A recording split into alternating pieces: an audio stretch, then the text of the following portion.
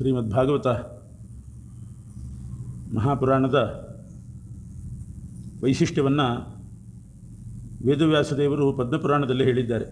ಭಾಗವತ ಶ್ರವಣ ಮಾಡುವುದರಿಂದ ಏನೇನು ಲಭಿಸ್ತದೆ ಅಂತನ್ನೋದನ್ನು 3 ನಿದರ್ಶನಗಳನ್ನು ಕೊಟ್ಟು ಹೇಳ್ತಾ ಇದ್ದಾರೆ. ಒಂದು, ಭಾಗವತ ಶ್ರವಣದಿಂದ ಎಂಥ ದೊಡ್ಡ ಪಾಪ ಇದ್ದರೂ ಕೂಡ ಮಹಾಪಾತಕ ಪರಿಹಾರ ಆಗ್ತದೆ. ಅದಕ್ಕೆ ಪರೀಕ್ಷಿತ್ ರಾಜನೇ ಸಾಕ್ಷಿ. ಪರೀಕ್ಷಿತ್ ಮಹಾರಾಜ ಶಮೀಕ ಋಷಿಗಳ ಕೊರಳಿಗೆ ಹಾವು ಹಾಕಿದ್ದ. ಅಲ್ಲಿರ್ತಕ್ಕಂಥ 33 ಕೋಟಿ ದೇವತೆಗಳಿಗೆ ಅಪಚಾರ ಆಗಿತ್ತದರಿಂದ ಬ್ರಾಹ್ಮಣನ ಶರೀರದಲ್ಲಿ ನಾಭಿಯ ಕೆಳಗಡೆ ಪಿತೃಗಳ ಸನ್ನಿಧಾನ, ನಾಭಿಯ ಮೇಲ್ಗಡೆ ಎಲ್ಲ ದೇವತೆಗಳ ಸನ್ನಿಧಾನ. ಪರೀಕ್ಷಿತ್ ಮಹಾರಾಜ ಕೊರಳಿಗೆ ಹಾವು ಹಾಕಿದ್ದ ಶಮೀಕ ಋಷಿಗಳಿಗೆ. ಅಲ್ಲಿ ಸನ್ನಿಹಿತರಾದಂಥ ಸಮಸ್ತ ದೇವತೆಗಳಿಗೆ ಅಪಚಾರ ಆಗಿತ್ತು. ಇಷ್ಟು ದೊಡ್ಡ ಪಾತಕ ಅವನಿಗೆ ಅಂಟಿತ್ತು. ಭಾಗವತ ಶ್ರವಣ ಮಾಡಿ ಅದನ್ನು ಪರಿಹಾರ ಮಾಡಿಕೊಂಡ. ಭಾಗವತ ಶ್ರವಣ ಮಾಡಿದರೆ ಮುಕ್ತಿ ಆಗ್ತದೆ ಅಂತನ್ನೋದಕ್ಕೆ ಪರೀಕ್ಷಿತ ರಾಜನೇ ಸಾಕ್ಷಿಯಾಗಿದ್ದಾನೆ ಅಂತ. ಇನ್ನೊಂದು ಭಾಗವತದ ಮಹಿಮೆ, ಪರೀಕ್ಷಿತ ರಾಜನಿಗೆ ಪಾಪ ಪರಿಹಾರ ಮಾಡಿತು. ಗೋಕರ್ಣ ಅಂತ ಒಬ್ಬ ಬ್ರಾಹ್ಮಣ ಕುಮಾರ, ಅವನ ಅಣ್ಣನಿಗೆ ಪ್ರೇತತ್ವ ಪರಿಹಾರ ಮಾಡಿತು. ಭಾಗವತ ಶ್ರವಣ ಮಾಡಿದವರಿಗೆ ಪ್ರೇತತ್ವ ಬರೋದಿಲ್ಲ. ಎಲ್ಲಿ ಭಾಗವತ ಪ್ರವಚನ ನಡೀತದೋ, ಎಲ್ಲಿ ಯಾರ ಉದ್ದೇಶದಿಂದ ಭಾಗವತ ಪ್ರವಚನ ನಡೀತದೋ ಅವರಿಗೆ ಪ್ರೇತತ್ವ ಬಂದದ್ದು ನಿವಾರಣೆ ಆಗ್ತದೆ. ಗೋಕರ್ಣ ತನ್ನ ಅಣ್ಣನ ಪ್ರೇತತ್ವ ಪರಿಹಾರಕ್ಕೋಸ್ಕರ ತಾನೇ ತನ್ನ ಮನೆಯಲ್ಲಿ ಭಾಗವತ ಪ್ರವಚನ ಮಾಡಿದ. ಆ ದುಂದುಕಾರಿ ಅಂತನ್ನುವ ಅಣ್ಣ ಪ್ರೇತ ಆಗಿದ್ದವನು ಆ ಪ್ರೇತತ್ವ ಕಳ್ಕೊಂಡು ದಿವ್ಯವಾದ ವಿಮಾನದಲ್ಲಿ ಕೂತುಕೊಂಡು ಸ್ವರ್ಗಕ್ಕೆ ಹೋದ ಅಂತ ನಿದರ್ಶನ ಹೇಳಿದ್ದಾರೆ. ಅದರಿಂದ ಧನ್ಯ ಭಾಗವತಿ ವಾರ್ತಾ ಪ್ರೇತಪೀಡಾ ವಿನಾಶಿನಿ. ಭಾಗವತದ ಇನ್ನೊಂದು ಪ್ರಯೋಜನ ಅಂದರೆ ಪ್ರೇತಪೀಡಾ ಪರಿಹಾರಕ, ಪಾಪ ಪರಿಹಾರಕ ಮತ್ತು ಜ್ಞಾನಭಕ್ತ ವೈರಾಗ್ಯ ವರ್ಧಕ. ಭಾಗವತದಿಂದ ಜ್ಞಾನಭಕ್ತ ವೈರಾಗ್ಯಗಳು ಅಭಿವೃದ್ಧಿ ಆಗ್ತದೆ. ನಾರದ ಋಷಿಗಳು ಸನತ್ಕುಮಾರರನ್ನು ಬರಮಾಡಿಕೊಂಡು, ಬ್ರಹ್ಮದೇವರ ಮಕ್ಕಳಾದಂತಹ ಸನತ್ಕುಮಾರರನ್ನು ಬರಮಾಡಿಕೊಂಡು ಹರಿದ್ವಾರ ಕ್ಷೇತ್ರದಲ್ಲಿ ಗಂಗಾ ತೀರದಲ್ಲಿ ಭಾಗವತ ಪ್ರವಚನ ಮಾಡಿಸ್ತಾರೆ. ಆವಾಗ ಈ ನಷ್ಟವಾಗಿರತಕ್ಕಂಥ ಜ್ಞಾನ ಭಕ್ತಿ ವೈರಾಗ್ಯ ಅಭಿವೃದ್ಧಿ ಆಯಿತು ಅಂತ ಅದಕ್ಕೂ ನಿದರ್ಶನ ಕೊಟ್ಟಿದ್ದಾರೆ. ಹೀಗೆ ಮೊದಲು ಕಲಿಯುಗ ಪ್ರಾರಂಭ ಆದಮೇಲೆ ಪರೀಕ್ಷಿತ ರಾಜ ಶ್ರವಣ ಮಾಡಿ ಪಾಪ ಕಳ್ಕೊಂಡ. ಅದಾದ ಮೇಲೆ ಗೋಕರ್ಣ ಭಾಗವತ ಪ್ರವಚನ ಮಾಡಿ ತನ್ನ ಅಣ್ಣನನ್ನು ಪ್ರೇತ ಜನ್ಮದಿಂದ ಉದ್ಧಾರ ಮಾಡಿದ. ಅದಾದ ಮೇಲೆ 3ನೇ ಸಲ ನಾರದ ಋಷಿಗಳು ಸನತ್ಕುಮಾರರಿಂದ ಭಾಗವತ ಹೇಳಿಸಿ ಭಕ್ತಿ ಜ್ಞಾನ ವೈರಾಗ್ಯವನ್ನು ಅಭಿವೃದ್ಧಿಗೊಳಿಸಿದರು. ಭಕ್ತಿ ಜ್ಞಾನ ವೈರಾಗ್ಯದ ಸ್ಥಾಪನೆಗೋಸ್ಕರವೇ ಭಾಗವತವನ್ನು ರಚನೆ ಮಾಡಿರೋದು. ಅನಂತರ ನೈಮಿಷಾರಣ್ಯದಲ್ಲಿ ಶೌನಕಾದಿ ಋಷಿಗಳಿಗೆ ಸೂತಪುರಾಣಿಕರು ಭಾಗವತವನ್ನು ಹೇಳ್ತಾರೆ. ನೈಮಿಷಾರಣ್ಯದಲ್ಲಿ ಶೌನಕಾದಿಗಳು ಯಜ್ಞ ಮಾಡುವಾಗ ಸೂತರು ಬರ್ತಾರೆ. ಬಂದಂಥ ಸೂತಪುರಾಣಿಕರನ್ನು ಶೌನಕಾದಿಗಳು ಕೇಳೋದಿಷ್ಟೇ, ಕಲಿಪ್ರಭಾವಕ್ಕೆ ನಾವು ಒಳಗಾಗಬಾರ್ದು. ಕಲಿಯುಗ ಪ್ರಾರಂಭ ಆಗಿತ್ತು. ಆ ಕಲಿಪ್ರಭಾವಕ್ಕೆ ಒಳಗಾಗದೇ ಇರಬೇಕಾದ್ರೆ, ಆ ಕಲಿಪ್ರಭಾವವನ್ನು ದಾಟಿ ಮೆಟ್ಟಿ ನಿಲ್ಲಬೇಕಾದ್ರೆ ಏನು ಉಪಾಯ ಅಂತ ಕೇಳಿದಾಗ ಭಾಗವತ ಶ್ರವಣವೇ ಅದಕ್ಕೆ ಉಪಾಯ ಅಂತ ಸೂತಪುರಾಣಿಕರು ಅಲ್ಲಿ ಯಜ್ಞದ ಸಂದರ್ಭದಲ್ಲಿ ಭಾಗವತವನ್ನು ಪ್ರವಚನ ಮಾಡ್ತಾರೆ. ಭಗವಂತನ ಕಥಾಶ್ರವಣ ಮಾಡಿದರೆ ಶ್ರವಣಪುಟೇಶು ಸಂಭೃತಂ. ಭಾಗವತದ ಒಂದೊಂದು ಅಕ್ಷರ ಕಿವಿಯ ಮೂಲಕ ನಮ್ಮ ಒಳಗೆ ಹೋಗಿ ಹೃದಯದಲ್ಲಿ ಇಳಿದು ಆ ಹೃದಯವನ್ನು ಅಂತಃಕರಣವನ್ನು ಶುದ್ಧ ಮಾಡ್ತದೆ. ಅಂತಃಕರಣ ಶುದ್ಧಿ ಆದಾಗ ಕಲಿ ನಿಮಿತ್ತದಿಂದ ಅಂತಃಕರಣ ಕೆಟ್ಟು ಹೋಗಿರ್ತದೆ. ಆ ಭಾಗವತದಿಂದ ಅಂತಃಕರಣ ಶುದ್ಧಿಯಾಗಿ ಅವನು ಭಗವಂತನ ನಾಮಕೀರ್ತನೆ ಮಾಡಿ ಧ್ಯಾನ ಸ್ನಾನ ಅಂತಾರೆ, ಅದನ್ನು ಮಾಡಲಿಕ್ಕಾಗ್ತದೆ. ಈ ರೀತಿ ಭಗವಂತನ ಕಥಾಶ್ರವಣವೇ ಅದಕ್ಕೆ ಉಪಾಯ ಅಂತ ಹೇಳಿದರು. ಆಮೇಲೆ ಸಂಕ್ಷೇಪವಾಗಿ 24 ಭಗವಂತನ ಅವತಾರಗಳನ್ನು ವರ್ಣನೆ ಮಾಡ್ತಾರೆ. ಸಂಕ್ಷಿಪ್ತವಾಗಿ ಸೂತಪುರಾಣಿಕರು ಸಂಕ್ಷೇಪ ವಿಸ್ತಾರಾಭ್ಯಾಂಚ ಪ್ರವದಂತಿ ಮನೀಷಿಣಃ ಅಂತ ಮೊದಲು ಸಂಕ್ಷಿಪ್ತವಾಗಿ ಹೇಳಬೇಕು. ಆಮೇಲೆ ಅವರಿಗೆ ಅಭಿರುಚಿ ಉಂಟಾದರೆ ವಿಸ್ತಾರವಾಗಿ ಹೇಳಬೇಕು. ಸಂಕ್ಷಿಪ್ತವಾಗಿ 24 ಅವತಾರಗಳ ಚರಿತ್ರೆಯನ್ನು ಹೇಳಿದರು. ಆಮೇಲೆ ಶೌನಕಾದಿಗಳು ಭಾಗವತ ಸಮಗ್ರ ಭಾಗವತ ಹೇಳ್ರಿ, ಹೇಗೆ ಭಾಗವತ ಉದಯ ಆಯಿತು ಏನು ಅಂತ ಕೇಳಿದಾಗ ಆ ಭಾಗವತದ ರಚನೆ ಹಿನ್ನೆಲೆಯನ್ನು ಹೇಳ್ತಾರೆ. ವೇದವ್ಯಾಸದೇವರು ಭೂಮಿಯಲ್ಲಿ ಅವತಾರ ಮಾಡಿ ಎಲ್ಲ ಕಾರ್ಯ ಮಾಡಿದರು. ವೇದಗಳನ್ನು ವಿಭಾಗ ಮಾಡಿದರು, ಮಹಾಭಾರತ ರಚನೆ ಮಾಡಿದರು, 17 ಪುರಾಣಗಳನ್ನು ರಚನೆ ಮಾಡಿದರು. ಇಷ್ಟು ಮಾಡಿದರೂ ಕೂಡ ವೇದವ್ಯಾಸದೇವರಿಗೆ ಮನಸ್ಸಿಗೆ ಸಮಾಧಾನ ಇಲ್ಲ. ಸಮಾಧಾನ ಇಲ್ಲದವರಂತೆ ನಟನೆ ಮಾಡ್ತಾ ಕೂತಿದ್ರು. ಆಗ ನಾರದ ಋಷಿಗಳು ಬಂದು ವ್ಯಾಸರ ಹತ್ತಿರ ಪ್ರಾರ್ಥನೆ ಮಾಡ್ತಾ ಇದ್ದಾರೆ, ನಮಸ್ಕಾರ ಮಾಡಿ. ನೀವು ಭಾರತ ವೇದ ಎಲ್ಲ ಉಪದೇಶ ಮಾಡಿದ್ದೀರಿ, ಆದರೆ ಅದೆಲ್ಲ ಬಹಳ ಕಠಿಣ. ಅದು ಒಂದೇ ಸಲ ಮಂದಾಧಿಕಾರಿಗಳಿಗೆ, ಮಂದಬುದ್ಧಿ ಇದ್ದವರಿಗೆ ವೇದ ಮಹಾಭಾರತ ಅದರಿಂದ ಮೋಕ್ಷ ಸಾಧನೆ ಆಗೋದಿಲ್ಲ.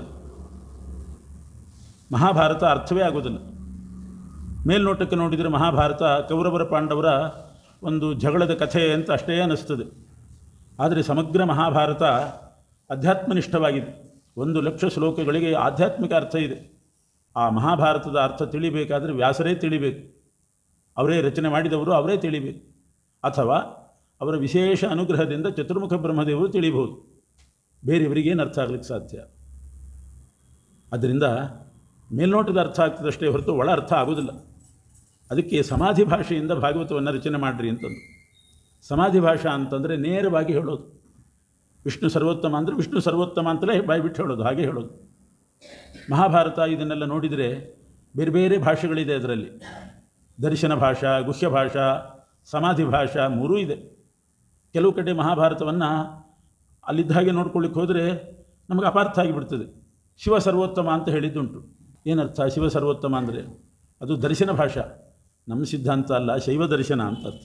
ಇನ್ನು ಗುಹ್ಯ ಭಾಷಾ ಗುಪ್ತವಾಗಿ ಹೇಳ್ತಾರೆ, ಅದಂತೂ ಅರ್ಥವೇ ಆಗೋದಿಲ್ಲ. ಭಗವಂತನ ಎಲ್ಲ ಲೀಲೆಗಳನ್ನು ಸಮಾಧಿ ಭಾಷೆಯಿಂದ ಹೇಳ್ರಿ, ನೇರವಾಗಿ ಅರ್ಥ ಆಗೋ ಹಾಗೆ ಹೇಳ್ರಿ ಅಂತ ನಾರದ ಋಷಿಗಳು ಪ್ರಾರ್ಥನೆ ಮಾಡ್ತಾರೆ. ತಮ್ಮ ಆತ್ಮಚರಿತ್ರೆಯನ್ನು ಹೇಳ್ಕೊಳ್ತಾರೆ. ನಾನು ಹಿಂದೆ ಒಬ್ಬ ದಾಸಿಪುತ್ರನಾಗಿದ್ದೆ. ಆ ದಾಸಿಪುತ್ರನ ಅದಕ್ಕಿಂತಲೂ ಮುಂಚೆ ನಾರದ ಋಷಿಗಳು ಉಪಬರ್ಹಣ ಅನ್ನುವ ಗಂಧರ್ವರಾಗಿದ್ದರು. ಉಪಬರ್ಹಣ ಅನ್ನುವ ಗಂಧರ್ವರಾದಾಗ ಒಮ್ಮೆ ದೇವಸಭೆಯಲ್ಲಿ ಅವರಿಗೆ ಭಗವಂತನ ಗುಣಗಾನ ಮಾಡಲಿಕ್ಕೆ ಆಮಂತ್ರಣ ಬಂತು. ಆ ಉಪಬರ್ಹಣ ದೇವಸಭೆಗೆ ಭಗವಂತನ ಗುಣಗಾನ ಮಾಡಲಿಕ್ಕೆ ಹೋಗುವಾಗ ಅನೇಕ ಸ್ತ್ರೀಯರಿಂದ ಪರಿವರ್ತನಾಗಿ ಹೋಗ್ತಾನೆ. ಹೆಣ್ಣು ಮಕ್ಕಳನ್ನೆಲ್ಲ ಕರ್ಕೊಂಡು ಹೋದ. ಆ ಸ್ತ್ರೀಯರ ಜೊತೆಗೆ ಹೋಗಿ ಅಲ್ಲಿ ಗಾನ ಮಾಡುವಾಗ ಆ ಗಾನದ ಮಧ್ಯದಲ್ಲೇ ರಾಗ ತಾಳ ಎಲ್ಲೋ ಹೋಯಿತು. ಅವನ ದೃಷ್ಟಿ ಆ ಸ್ತ್ರೀಯರ ಮೇಲೆ, ಅವರ ಜೊತೆಗೆ ವಿಲಾಸ ಪ್ರಾರಂಭ ಆಯಿತು. ವಿಲಾಸಮಯವಾದ ಗಾನ ಆಯಿತು. ಭಕ್ತಿ ಸಂಗೀತ ಆಗಲಿಲ್ಲ, ಅದು ವಿಲಾಸದ ಸಂಗೀತ ಆಯಿತು. ಇದೇ ಅಪಚಾರ ಉಪಬರ್ಹಣನಿಂದ ನಡೆದದ್ದು. ದೇವರ ಮೇಲೆ ಗುಣಗಾನ ಮಾಡುವಾಗ ಅದು ವಿಲಾಸಮಯ ಆಯಿತದು. ಅದಾಗಬಾರ್ದು. ಶುದ್ಧ ಸಾತ್ವಿಕ ರೀತಿಯಲ್ಲಿ ಭಗವಂತನ ಗಾನ ನಡೀಬೇಕು. ಯಾವುದೇ ಆಗಲಿ, ನೃತ್ಯೋತ್ಸವ, ನರ್ತನ, ಭಗವಂತನ ಸೇವೆಗಳು ಇದೆಲ್ಲ ಮಾಡುವಾಗ ಲೌಕಿಕವಾಗಿ, ವಿನೋದಮಯವಾಗಿ, ವಿಲಾಸಮಯವಾಗಿ ನಡೀಕೂಡುದು. ಸಾತ್ವಿಕ ರೀತಿಯಲ್ಲಿ ನಡೀಬೇಕು. ಅದು ವಿಲಾಸ ಆಗೋಯಿತು. ಆ ಒಂದು ಅಪಚಾರದಿಂದ ಉಪಬರ್ಹಣ ಒಬ್ಬ ದಾಸಿಪುತ್ರನಾಗಿ ಹುಟ್ಟಿದ. ಆಮೇಲೆ ಆ ದಾಸಿಪುತ್ರನಾಗಿದ್ದಾಗ ಒಂದು ಅಲ್ಲಿ ಇಲ್ಲಿ ಕಸ ಮುಸರೆ ಕೆಲಸ ಮಾಡಿಕೊಂಡಿರೋದು.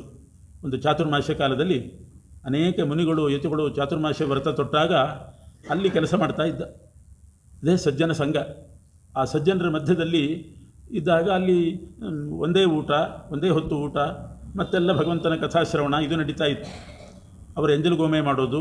ಉಚ್ಛಿಷ್ಟಲೇಪಾನ್ ಅನುಮೋದಿತೋ ದ್ವಿಜೈಹಿ ಸಕೃತ್ ಸ್ಮ ಭುಂಜೆ ತದಪಾಸ್ತ ಕಿಲ್ಬಿಷಃ. ಅವರ ಉಚ್ಛಿಷ್ಟವನ್ನೇ ತಿಂತಾ ಇದ್ದ. ಅವರು ಊಟ ಮಾಡಿ ಉಳಿಸಿದ್ದನ್ನು ತಿನ್ನೋದು, ಕಥಾಶ್ರವಣ ಮಾಡೋದು. ಇದರಿಂದ ಆ ಪಾಪವನ್ನೆಲ್ಲ ಕಳ್ಕೊಂಡು ಪರಿಶುದ್ಧನಾದ ಆ ದಾಸಿಪುತ್ರ.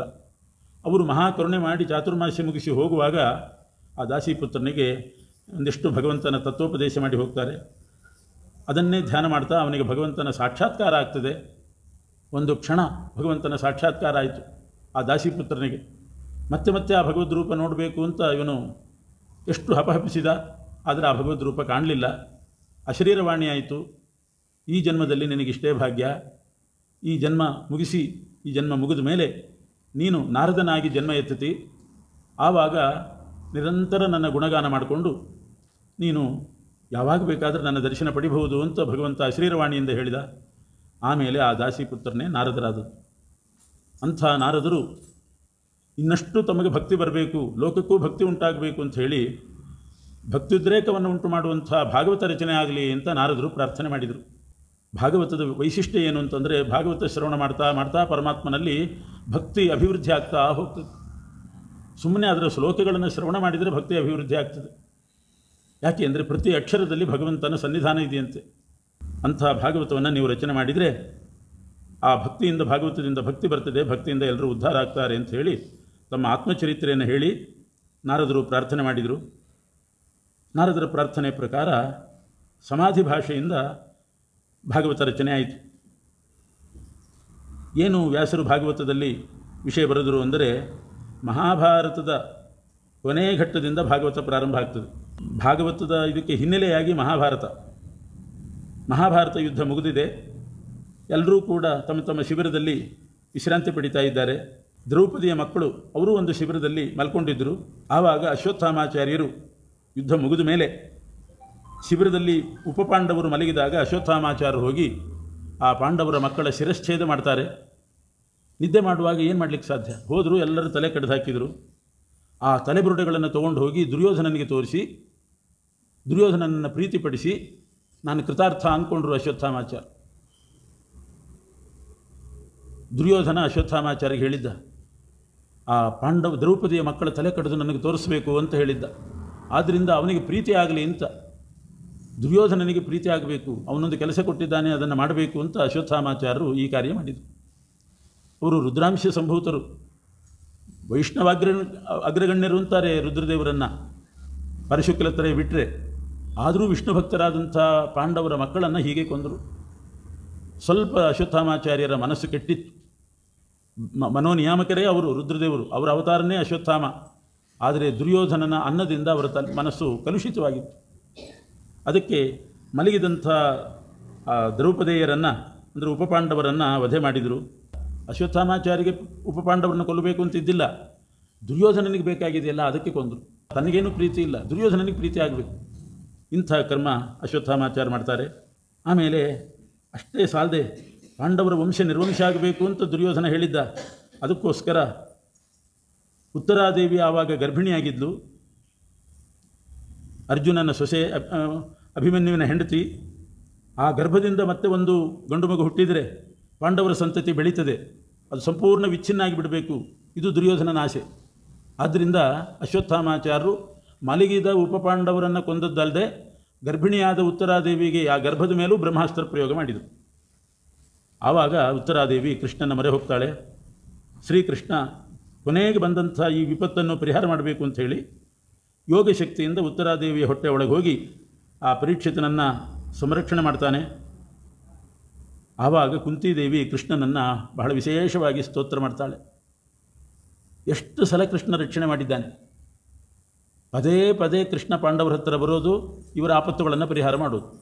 ಯುದ್ಧದಲ್ಲಂತೂ ಸಾಕಷ್ಟು ಆಪತ್ತುಗಳು ಬಂದಿತ್ತು ಅರ್ಜುನನಿಗೆ, ಧರ್ಮರಾಜನಿಗೆ.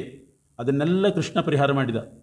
ಯುದ್ಧ ಮಾಡಲಿಲ್ಲ ಅಂತ ಅಷ್ಟೇ ಹೊರತು ಸಾರಥಿ ಎನ್ನುವ ನೆಪದಿಂದ ಬಂದು 18 ದಿವಸ ಇವರಿಗೆ ಬಂದಂಥ ಅನೇಕ ಆಪತ್ತುಗಳನ್ನು ದೂರ ಮಾಡಿದ್ದಾನೆ ಶ್ರೀಕೃಷ್ಣ. ಕೊನೆಗೂ ಕೂಡ ಈಗ ಪರೀಕ್ಷಿತ ರಾಜನನ್ನು ಸಂರಕ್ಷಣೆ ಮಾಡಿದ. ಇದನ್ನೇ ಕುಂತಿದೇವಿ ಸ್ಮರಿಸಿಕೊಂಡು ಸ್ತೋತ್ರ ಮಾಡ್ತಿದ್ದಾಳೆ. ವಿಪದ ಸಂತು ನಶ್ಯಶ್ವತ್ ತತ್ರ ತತ್ರ ಜಗದ್ಗುರು ಭವತೋ ದರ್ಶನಂ ಯತ್ ಸ್ಯಾತ್ ಅಪುನರ್ಭವ ದರ್ಶನಂ. ಕೃಷ್ಣ, ನಿನ್ನ ಹತ್ರ ನಾನು ಬೇರೇನೂ ಕೇಳೋದಿಲ್ಲ, ಮೇಲಿಂದ ಮೇಲೆ ಆಪತ್ತುಗಳನ್ನು ಕೊಡು. ಯಾಕೆ ಅಂದರೆ ನಾನು ನೋಡ್ತಾ ಇದ್ದೀನಿ, ನಮಗೆ ಆಪತ್ತು ಬಂದಾಗೆಲ್ಲ ನೀನು ಅಲ್ಲಿ ಬರ್ತಿ. ಆಪತ್ತು ಬಂದಾಗೆಲ್ಲ ಅದನ್ನು ಪಾರು ಮಾಡಲಿಕ್ಕೆ, ಅದರಿಂದ ನಮ್ಮನ್ನು ಪಾರು ಮಾಡಲಿಕ್ಕೆ ನೀನು ಬರ್ತಿ, ನಿನ್ನ ದರ್ಶನ ಆಗ್ತದೆ. ನಿನ್ನ ದರ್ಶನ ಆಯಿತು ಅಂತಂದರೆ ಅದು ಮತ್ತೆ ಮೋಕ್ಷಕ್ಕೇ ಸಾಧನ, ಮತ್ತು ಸಂಸಾರದ ದರ್ಶನ ಇಲ್ಲ. ಹಾಗಾಗಿ ನಿನ್ನ ಸ್ವಭಾವ ಏನು ಅಂದರೆ ಆಪತ್ತು ಬಂದಾಗೆಲ್ಲ ಬಂದು ಕಾಪಾಡೋದು ಅಂತ. ಅದಕ್ಕೆ ನಿನ್ನ ದರ್ಶನಕ್ಕೋಸ್ಕರ ಮೇಲಿಂದ ಮೇಲೆ ಆಪತ್ತು ಬರಲಿ ಅಂತ ಕುಂತಿ ಕೇಳಿದ್ದಾಳೆ. ಬಾಲ್ಯದಲ್ಲಿ ಪಾಂಡವರ ಮೇಲೆ ವಿಷ ಪ್ರಯೋಗ ಮಾಡಿದರು, ಅರಿಗಿನ ಮನೆಯಲ್ಲಿ ಬೆಂಕಿ ಹಚ್ಚಿದರು. ಆಮೇಲೆ ಹಿಡಿಂಬಾಸುರನ ಕಾಟ, ಅವನನ್ನು ವಧೆ ಮಾಡುವಾಗ ಅಲ್ಲಿಯೂ ಕೂಡ ವೇದವ್ಯಾಸ ದೇವರೇ ಮಾರ್ಗದರ್ಶನ ಮಾಡಿದರು. ಅಸತ್ಸಭಾಯ ದುರ್ಯೋಧನಾದಿಗಳೆಲ್ಲ ಸೇರಿ ಕುಂತಿಯ ಸೊಸೆ ದ್ರೌಪದಿ ದೇವಿಯನ್ನು ಮಾನಭಂಗ ಮಾಡಿಬಿಡಬೇಕು ಅಂತ ಹೊರಟರು. ಸೀರೆ ಎಳೆದರು, ಕೂದಲು ಹಿಡಿದು ಜಡೆ ಹಿಡ್ಕೊಂಡು ಎಳ್ಕೊಂಡು ಬಂದರು. ಅಕ್ಷಯಾಂಬರ ಕೊಟ್ಟು ನೀನು ಕಾಪಾಡಿದ್ದು ಸಾಧಾರಣ ಕಾರ್ಯವೇ? ಯಾರಿಗೆ ಮಾಡಲಿಕ್ಕೆ ಸಾಧ್ಯ? ವನವಾಸ ಮಾಡುವಾಗ ಎಷ್ಟೋ ಆಪತ್ತುಗಳಿತ್ತು, ಅದನ್ನು ಪಾರು ಮಾಡಿದೆ. ಈಗಲೂ ಕೂಡ ಮಹಾಭಾರತ ಯುದ್ಧದಲ್ಲಿ ಎಷ್ಟು ಆಪತ್ತು ಬಂದಿತ್ತು, ಎಷ್ಟು ಸಲ ಅರ್ಜುನ ಸತ್ತು ಹೋಗಬೇಕಾಗಿತ್ತು. ಅಂಥ ಸಂದರ್ಭದಲ್ಲೆಲ್ಲ ಕೃಷ್ಣ ಬಂದು ಕಾಪಾಡಿದ್ದಾನೆ. ಶಕ್ತಿ ಆಯುಧವನ್ನು ಅರ್ಜುನನ ಮೇಲೆ ಎಸಿಬೇಕು ಅಂತ ಕರ್ಣ ತಂದಿದ್ದ. ಅದು ಅರ್ಜುನನಿಗೆ ಗೊತ್ತಿಲ್ಲ. ಆ ಶಕ್ತಿ ಆಯುಧ ಎಸೆಯುವ ಉದ್ದೇಶ ಅವನಿಗಿತ್ತು. ಕೂಡಲೇ ಕೃಷ್ಣ ರಥವನ್ನು ಬೇರೆ ಕಡೆ ಕರ್ಕೊಂಡು ಹೋಗಿ ಘಟೋತ್ಕಚನನ್ನು ಕರ್ಣನ ಹತ್ರ ಹೋಗು ಯುದ್ಧ ಮಾಡು ಅಂತ ಕಳಿಸಿ ಅರ್ಜುನನ್ನು ಉಳಿಸಿದ. ಅವನು ಶಕ್ತಿ ಆಯುಧ ಬಿಸಾಡಿದ, ಅದು ಘಟೋತ್ಕಚನನ್ನು ಬಲಿ ತಗೊಂಡಿತು. ಆದರೆ ಅರ್ಜುನ ಉಳಿದ. ಸರ್ಪಾಸ್ತ್ರ ಪ್ರಯೋಗ ಮಾಡಿದ್ದ ಕರ್ಣ. ಆವಾಗ 5 ಅಂಗುಲ ರಥವನ್ನೇ ಒತ್ತಿ ಭೂಮಿಯ ಕೆಳಗಡೆ ಅದು ಹೋಗೋ ಹಾಗೆ ಮಾಡಿ ಆ ಕಣ್ಣಿನ ಕಡೆಗಣ್ಣಿಗೆ ಗುರಿಯಿಟ್ಟಂಥ ಸರ್ಪಾಸ್ತ್ರ, ಆ ಬಾಣ ಕಿರೀಟಕ್ಕೆ ಹೋಯಿತು. ಇಲ್ಲಿದ್ದರೆ ತಲೆ ಹೋಗ್ತಿತ್ತು. ರಥ ಒತ್ತಿದ ಕೃಷ್ಣ, ಬಾಣ ಬರುವಾಗ ಅದು ಕಿರೀಟಕ್ಕೆ ಬಿತ್ತು, ಕಿರೀಟ ಹೋಯಿತು, ತಲೆ ಉಳಿಯಿತು. ಅರ್ಜುನನಿಗೂ ಧರ್ಮರಾಜನಿಗೂ ಒಂದು ಸಲ ಪರಸ್ಪರ ಯುದ್ಧ ಆಯಿತು ಶಿಬಿರದಲ್ಲಿ. ಕರ್ಣನನ್ನು ಇನ್ನೂ ಕೊಂದಿಲ್ಲ ಅರ್ಜುನ. ಅದು ಧರ್ಮರಾಜನಿಗೆ ಸಿಟ್ಟು ಬಂತು. ಗಾಂಡೀವ ತೆಗೆದು ಯಾರಿಗಾದರೂ ಕೊಟ್ಟುಬಿಡು ಅಂತಂದ. ಗಾಂಡೀವ ಯಾರಿಗಾದರೂ ಕೊಡು ಅಂತಂದರೆ ಯಾರಂತಾರೋ ಅವ್ರನ್ನ ಕೊಲ್ತೀನಿ ಅಂತ ಇವನು ಪ್ರತಿಜ್ಞೆ ಮಾಡಿದ್ದ. ಖಡ್ಗ ಎತ್ತಿದ್ದ ಧರ್ಮರಾಜನ ಮೇಲೆ. ನಾನು ಗಾಂಡೀವ ನಿಂದೆ ಮಾಡ್ತಾ ಇದ್ದಿ, ನಿನ್ನನ್ನು ಕೊಲ್ತೇನೆ ಅಂತ ಕೈ ಎತ್ತಿದ, ಖಡ್ಗ ಎತ್ತಿದ. ಕೃಷ್ಣ ಹೇಳಿದ, ಏನೋ ಇದು, ಕ್ಷತ್ರಿಯರಿಗೆ ಪ್ರತಿಜ್ಞೆ ಮುಖ್ಯ. ನನ್ನ ಗಾಂಡೀವ ನಿಂದೆ ಮಾಡಿದವ್ರನ್ನ ಕೊಲ್ತೇನೆ ಅಂತ ನಾನು ಪ್ರತಿಜ್ಞೆ ಮಾಡಿದ್ದೀನಿ. ನಮ್ಮ ಅಣ್ಣ ಧರ್ಮರಾಜನೇ ನನ್ನ ಗಾಂಡೀವವನ್ನು ನಿಂದೆ ಮಾಡಿದ್ದಾನೆ, ಅವನನ್ನು ಕೊಲ್ತೇನೆ ಅಂತ ಹೊರಟ. ಆಗ ಕೃಷ್ಣ ಹೇಳ್ತಾನೆ, ಹೌದು, ಕ್ಷತ್ರಿಯರಿಗೆ ಪ್ರತಿಜ್ಞೆ ಮುಖ್ಯ. ನಿನ್ನ ಗಾಂಡೀವ ಕೃಷ್ಣ ಇವನು ದುರ್ಯೋಧನ ನಿಂದೆ ಮಾಡಿದ್ದು ಹೌದು. ನಿನ್ನ ಪ್ರತಿಜ್ಞೆಯಂತೆ ದುರ್ಯೋಧನನ ವಧೆ ಮಾಡಬೇಕು, ಖಡ್ಗದಿಂದ ಮಾಡಬೇಡ ಅಂತಂದು. ಮತ್ತು ಇನ್ನು ಹೇಗೆ ವಧೆ ಮಾಡೋದು? ಬಾಯಿ ಬಂದಾಗ ಬೈ ಅವನನ್ನು ಅಂತಂದ್ಬಿಟ್ಟು ಅಷ್ಟೆ. ಒಂದಿಷ್ಟು ಬೈದ್ಬಿಡು, ಅವನು ವಧೆ ಮಾಡಿದ ಹಾಗಾಗ್ತದೆ. ಬೈದ, ಚೆನ್ನಾಗಿ ಬೈದ. ಅವನಿಗೆ ವಧೆ ಮಾಡೋ ಉದ್ದೇಶ ಇದ್ದಿಲ್ಲ, ಪ್ರತಿಜ್ಞೆಯಂತೆ ವಧೆ ಮಾಡಬೇಕಾಗಿತ್ತು. ಬೈದರೂ ವಧೆ ಮಾಡಿದ ಹಾಗಾಗ್ತದೆ ಅಂತ ಧರ್ಮ ಸೂಕ್ಷ್ಮ ಹೇಳಿದಾಗ ಬೈದ, ವಧೆ ಆಯಿತು. ಆದರೆ ಇವನಿಗೆ ಮುಖ ತೋರಿಸ್ಲಿಕ್ಕೆ ನಾಚಿಕೆ ಆಯ್ತು. ಆಮೇಲೆ ಇಷ್ಟೆಲ್ಲ ಬೈದವನ ಜೊತೆಗೆ ಇರೋದು ಹೇಗೆ? ಆತ್ಮಹತ್ಯೆ ಮಾಡ್ಕೋತೀನಿ ಅಂತ ಹೊರಟ. ಕೃಷ್ಣ ಅಂದ, ಇದೇನಿದು ಮತ್ತೆ? ಇಲ್ಲ, ಅವನಿಗೆ ಇಷ್ಟು ಬೈದ ಮೇಲೆ ನಾನಿನ್ನು ಹೇಗೆ ಬದುಕಿರಲಿ, ಅದಕ್ಕೆ ನಾನು ಆತ್ಮಹತ್ಯೆ ಮಾಡ್ಕೋತೀನಿ. ಹೌದು, ಪ್ರಾಯಶ್ಚಿತ್ತ ಮಾಡ್ಕೋಬೇಕು. ದೊಡ್ಡವರಿಗೆ ಬೈದರೆ ಆತ್ಮಹತ್ಯೆನೇ ಪ್ರಾಯಶ್ಚಿತ್ತ. ಆದರೆ ಆತ್ಮಹತ್ಯೆ ಮಾಡ್ಕೋ, ಕುತ್ತಿಗೆಗೆ ಹಗ್ಗ ಹಾಕ್ಕೋಬೇಡ, ಸೀಮೆಣ್ಣೆ ಸುರ್ಕೊಂಡು ಬೆಂಕಿಯನ್ನು ಹಚ್ಕೋಬೇಡ.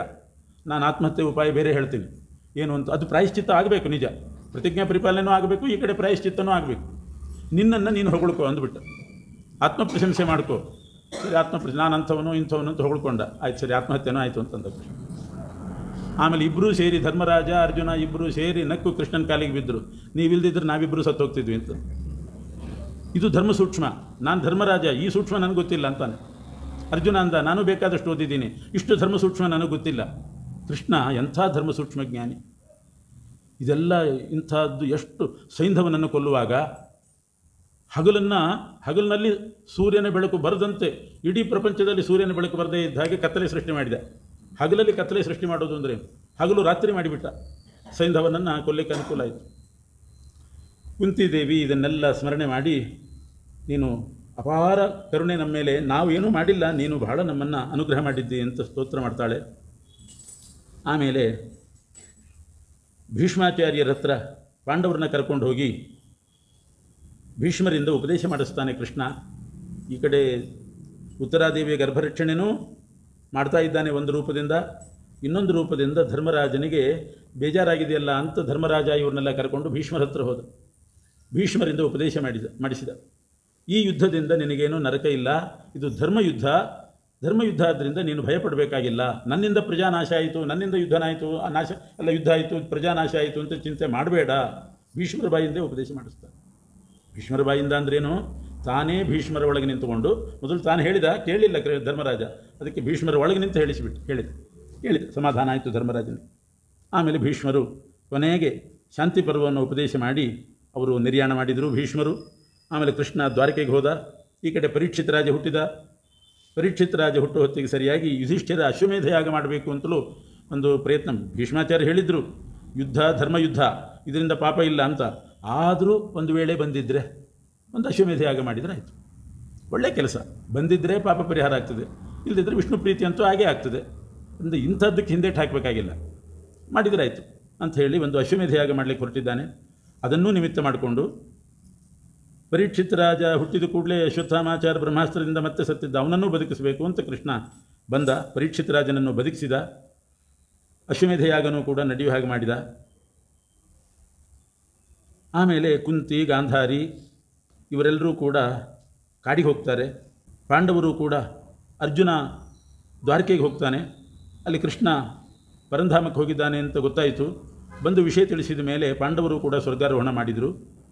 ಪಾಂಡವರು ಸ್ವರ್ಗಾರೋಹಣ ಮಾಡುವಾಗ ಪರೀಕ್ಷಿತ ರಾಜನಿಗೆ ಪಟ್ಟಾಭಿಷೇಕ ಮಾಡಿ ಹೋದರು. ಇಷ್ಟು ಹಿನ್ನೆಲೆ, ಪರೀಕ್ಷಿತ ರಾಜನಿಗೆ ಪಟ್ಟಾಭಿಷೇಕ ಆಯಿತು ಅನ್ನೋದಕ್ಕೆ ಇಷ್ಟು ಮಹಾಭಾರತದ ಹಿನ್ನೆಲೆ ಕೊಟ್ಟು, ಅಲ್ಲಿಂದ ಅಶ್ವತ್ಥಾಮಾಚಾರ್ಯರು ಉಪಪಾಂಡವರನ್ನ ಕೊಂದರು, ಅಲ್ಲಿಂದ ಹಿಡಿದು ಪಾಂಡವರ ಸ್ವರ್ಗಾರೋಹಣದ ತನಕ ಭಾರತದ ಕಥೆಯನ್ನು ಹೇಳಿ, ಆಮೇಲೆ ಪರೀಕ್ಷಿತ ರಾಜನಾದ. ಮುಂದೇನಾಯಿತು? ಪರೀಕ್ಷಿತ ರಾಜನಾದಾಗ ಅವನೊಂದು ಸಲ ಸಿಂಹಾಸನದಲ್ಲಿ ಕೂತಿರುವಾಗ ಒಬ್ಬ ಸೂತ ಎಲ್ಲ ಕಡೆ ಸಂಚಾರ ಮಾಡಿ ಬಂದು ಪರೀಕ್ಷಿತ ರಾಜನಿಗೆ ಹೇಳ್ತಾನೆ, ಪಾಂಡವರೆಲ್ಲ ಸ್ವರ್ಗಾರೋಹಣ ಮಾಡಿದರು, ಕೃಷ್ಣನು ತನ್ನ ಲೋಕಕ್ಕೆ ಹೋಗಿದ್ದಾನೆ ಅಂತ ಅರ್ಜುನನಿಂದ ಗೊತ್ತಾಯಿತು. ಅದಾದಮೇಲೆ ಪಾಂಡವರು ಸ್ವರ್ಗಾರೋಹಣ ಮಾಡಿದರು. ಪಾಂಡವರೆಲ್ಲ ಸ್ವರ್ಗಾರೋಹಣ ಮಾಡಿದ ಮೇಲೆ ಈಗ ಕಲಿ ಧೈರ್ಯವಾಗಿ ಭೂಮಿಗೆ ಬಂದಿದ್ದಾನೆ ಅಂತ ಸುದ್ದಿ ಬಂತು. ಧರ್ಮರಾಜ ನಿಗ್ರಹ ಮಾಡಿದ್ದಂತೆ, ನಾನಿರೋ ತನಕ ನೀನು ಬರ್ಕೊಡುದು ಅಂತ. ದುರ್ಯೋಧನ ಬಿದ್ದ ದಿವಸನೇ ಕಲಿ ಬಂದಿದ್ದ. ದುರ್ಯೋಧನ ಪಾತ ಆದ ದಿವಸ ಆದರೆ ಧರ್ಮರಾಜ ಹೇಳಿದ್ದ, ನಾನಿರೋ ತನಕ ನಿನ್ನ ಆಟ ನಡಿಬಾರದು ಅಂತ. ಎಲ್ಲೋ ಮೂಲೆಯಲ್ಲಿದ್ದ.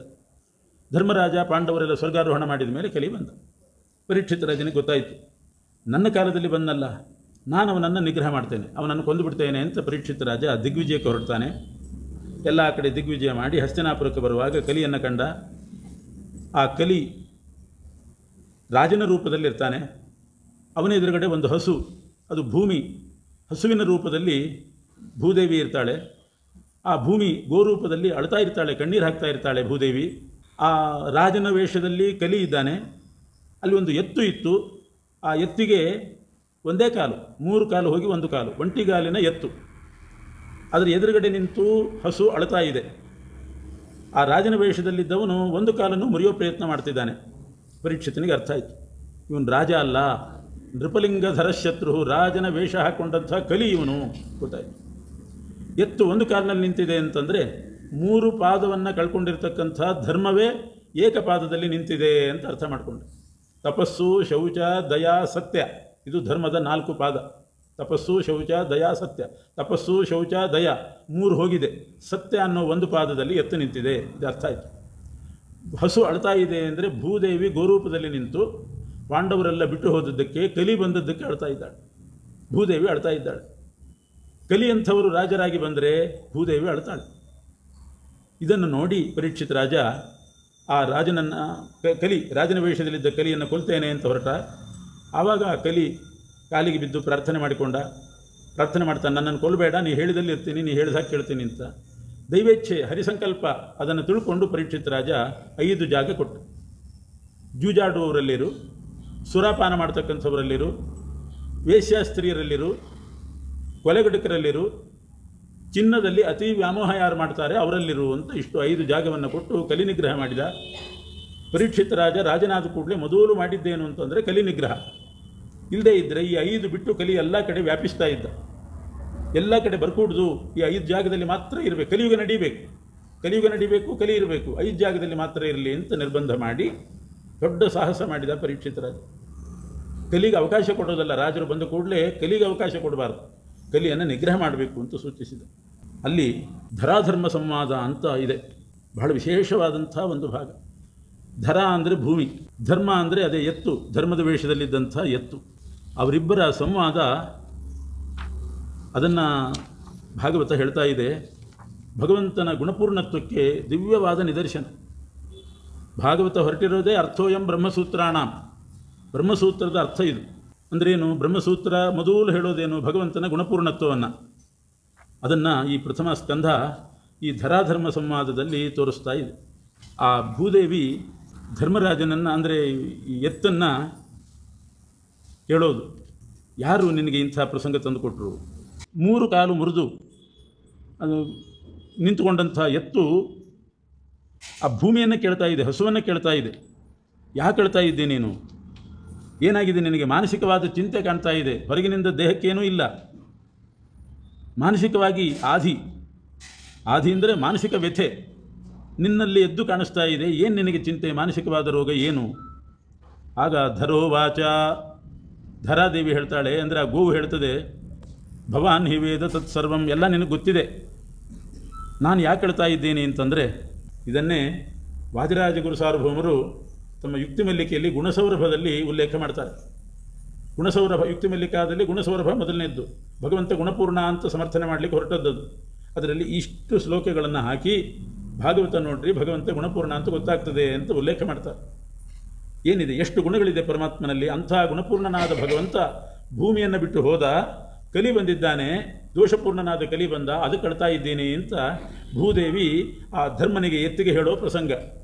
ಎಷ್ಟು ಗುಣಗಳನ್ನು ಹೇಳಿದ. ಸತ್ಯಂ, ಪರಮಾತ್ಮನಲ್ಲಿರೋ ಗುಣ ಅಂದರೆ ಸತ್ಯ, ಶೌಚ, ದಯ, ಇದು ಎಲ್ಲರಲ್ಲೂ ಇರ್ತದೆ. ಸತ್ಯ ಮಾತಾಡುವವರಲ್ಲೂ ಇರ್ತದೆ, ಸತ್ಯ ಅನ್ನೋ ಗುಣ ಇರ್ತದೆ. ದಯೆ, ಪ್ರಾಣಿ ದಯೆ, ಅದೊಂದು ದಯಾ ಸಂಘ ಅಂತಲೇ ಇದೆ, ಪ್ರಾಣಿ ದಯೆಯೇ ಅವರದ್ದು ಪ್ರಮುಖ. ಶೌಚ, ಸ್ನಾನಾದಿಗಳನ್ನೆಲ್ಲರೂ ಮಾಡ್ತಾರೆ. ಭಗವಂತನ ಗುಣಗಳು ಅಂತ ಏನು ವಿಶೇಷ? ಲೋಕವಿಲಕ್ಷಣ ಗುಣಗಳಾಗಬೇಕು ಪರಮಾತ್ಮನದ್ದು. ಅದಕ್ಕೆ ವಿಜಯಧ್ವಜ ತೀರ್ಥರು ಈ ಶಬ್ದಗಳಿಗೆಲ್ಲ ಸ್ವಾರಸ್ಯವಾಗಿ ಅರ್ಥ ಬರೀತಾರೆ. ಸತ್ಯ, ಪರಮಾತ್ಮನಲ್ಲಿ ಸತ್ಯ ಅನ್ನೋ ಗುಣ ಇದೆ ಅಂತಂದರೆ ಸತ್ಯ ಶಬ್ದಕ್ಕೆ ಇದ್ದದ್ದಿದ್ದಾಗೆ ಹೇಳೋದು ಅಂತ ಅರ್ಥ ಅಲ್ಲ. ಯಾವಾಗಲೂ ಭಗವಂತನಿಗೆ ನಿರ್ದುಃಖ ಆನಂದಾನುಭವ, ದುಃಖದ ಲೇಷವೂ ಇಲ್ಲದ ಆನಂದಾನುಭವವುಳ್ಳವನು ಪರಮಾತ್ಮ. ಇದು ಸತ್ಯ ಅನ್ನೋ ಶಬ್ದಕ್ಕೆ ಅರ್ಥ. ಶೌಚಂ, ಶೌಚಂ ಅಂತಂದರೆ ನಿತ್ಯ ಶುದ್ಧಿ. ಎಲ್ಲರಲ್ಲೂ ಶೌಚ ಇದ್ದೇ ಇರ್ತದೆ, ಶುಚಿತ್ವ. ಆದರೆ ಪರಮಾತ್ಮನ ಶುಚಿತ್ವ ಅಂತಂದರೆ ಪ್ರಕೃತಿಯ ಸಂಬಂಧನೇ ಇಲ್ಲ, ಅದು ಶುಚಿತ್ವ. ಬೇರೆಯವರೆಲ್ಲ ಪ್ರಾಕೃತ ದೇಹ, ಅದನ್ನೇ ಶುಚಿ ಮಾಡ್ಕೊಳ್ಳೋದು. ಮತ್ತೆ ಪ್ರಾಕೃತ ದೇಹವೇ ಅಶುದ್ಧ, ಅದನ್ನು ಶುದ್ಧಿ ಮಾಡ್ಕೋತೀವಿ ಅಷ್ಟೇ. ಪರಮಾತ್ಮನಿಗೆ ಪ್ರಾಕೃತ ದೇಹವೇ ಇಲ್ಲ, ಪ್ರಕೃತಿಯ ಸಂಬಂಧನೇ ಇಲ್ಲ, ಅಂಥ ಶುಚಿತ್ವ ಭಗವಂತನದ್ದು. ಇದೇ ವಿಲಕ್ಷಣ ಗುಣಗಳು ಅಂತ ವ್ಯಾಖ್ಯಾನ ಮಾಡ್ತಾರೆ. ಶೌಚ ಅಂದರೆ ನಿತ್ಯ ಶುದ್ಧಿ. ದಯಾ, ದಯಾ ಅಂತಂದರೆ ಸಜ್ಜನರು ದುಃಖಪಟ್ಟಾಗ ಮನಸ್ಸು ಕರಗೋದು. ಲೋಕದಲ್ಲೂ ಇದೇ ರೀತಿ ದಯೆ, ಪರಮಾತ್ಮಂದು ಇದೇ ರೀತಿ. ದಾನಂ, ದಾನ ಅಂತಂದರೆ ಲೋಕದಲ್ಲಿ ಬೇರೆ, ಪರಮಾತ್ಮನಲ್ಲಿರೋ ದಾನಗುಣ ಬೇರೆ. ಭಕ್ತರಿಗೆ ಸುಖ ಕೊಡೋದು, ಅಭಕ್ತರಿಗೆ ದುಃಖ ಕೊಡೋದು, ಮಧ್ಯಮ ವರ್ಗದ ಜೀವರಿಗೆ ಮಿಶ್ರ ಫಲವನ್ನು ಕೊಡೋದು ಇಲ್ಲಿ ದಾನ ಅಂತಂದರೆ ಅರ್ಥ.